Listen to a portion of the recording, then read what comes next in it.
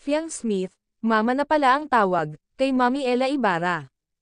Ang saya naman ng mukha ni JM, na tinawag ni Fiang na mama, ang kanyang mommy. Dinig na dinig, ang pagsabi ni Fiang, sa video clip, ng JM Fiang, na magkasama. Tinatawag ni Mommy Ella, si JM. Pero hindi na dinig, ni JM.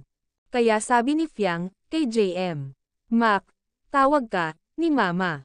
Being a fan, ng JM Fiang, super nakakakilig pakinggan, ang names mo, na ganito ka-close, sa both families, and friends nila.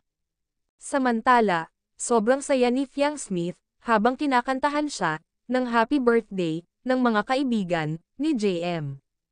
At may bitbit pa silang, cake. Naluha sa tuwa, si Fiang, habang pinapanood si JM, na sumasayaw, bitbit ang bulaklak, na para sa dalaga. Napayakap pa sa tuwa, si Fiang, sa kanyang kaibigan. Ang saya ni Fiang Smith, sa mismong birthday nito. Ang daming pasabog, pati ang kanyang mga fans. Totoong prinsesa, ang turing sa ating big winner, ng PBB Gen 11. Samantala, sila ang mga dumalo, sa birthday party, ni Fiang Smith. Kasali dyan sina, Rain Selmar, Colette Madelo, di mawawala ang Dongpat, Binsoy Namoka, Dylan, Kenata, JP, at Mark. Yung mga wala, ay kasalukuyang nasa bakasyon, gaya ni na Jasmine.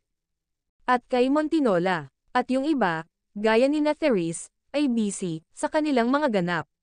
Nagpasalamat nga si Fiang, sa kanila, dahil ayon sa dalaga, despite sa busy schedule, ng mga ex-housemates, ay andyan ang presensya nila.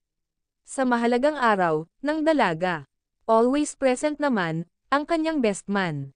At syempre, ang family ni JM. Di mawawala yan, sa mahalagang araw, ni Fiang Smith. Kompleto ang mga kapatid, ni JM Ibarra, pamangkin nito, at hipag.